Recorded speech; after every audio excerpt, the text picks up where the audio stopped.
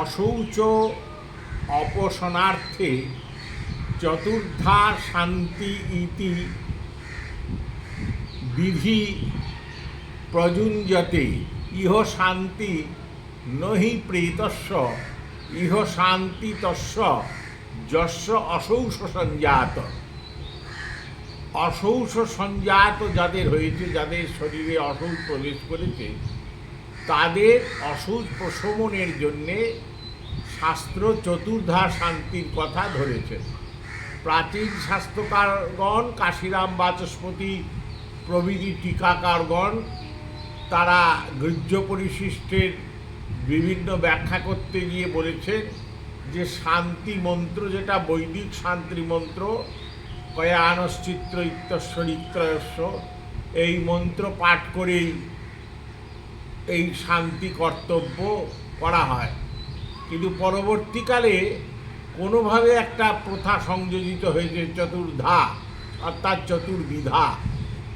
চারটে বেদের প্রথম যে মন্ত্রগুলো, সেই মন্ত্রগুলোকে পাঠ করে চতুর্ধা শান্তি করা হয়, সম্পন্ন করা হয়।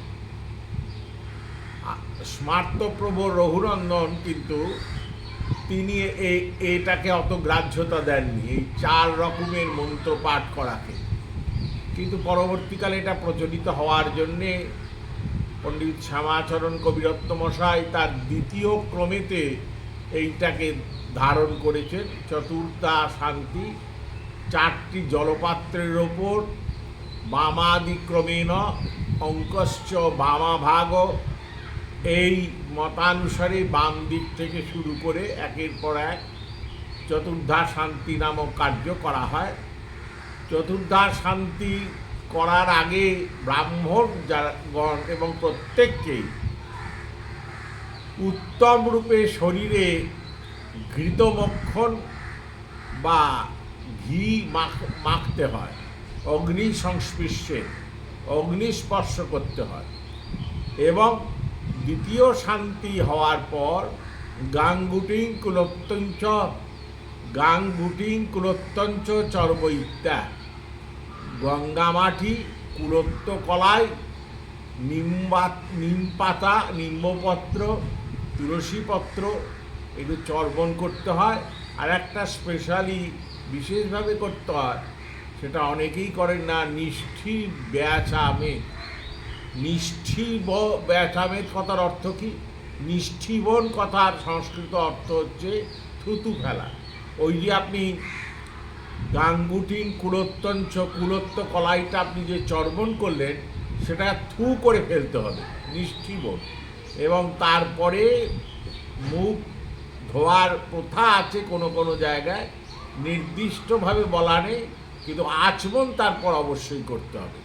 আচমন করার পর আর দুটো যে শান্তি অবশিষ্ট থাকে, সেই দুটো শান্তি কার্য করতে হবে। শাস্ত্রে প্রমাণ আছে যে অষ্টশান্তি উচ্চারণ না করলে মহাপাতকাদি কোনো রকম পাপ বা সূতক বা অসুচিতা কখনো নিবৃত্তি হয় না। সেই অষ্টশান্তি বেদ মন্ত্র, দহু শান্তি, অন্তরিক্ষং শান্তি, আকাশ শান্তি হোক, অন্তরিক্ষ শান্তি হোক, বনস্পতির শান্তি হোক, এই করে 8টা শান্তির কথা বলা আছে। এটা উচ্চারণ করতে হয়। এই চতুর্ধা শান্তি একেই বলে।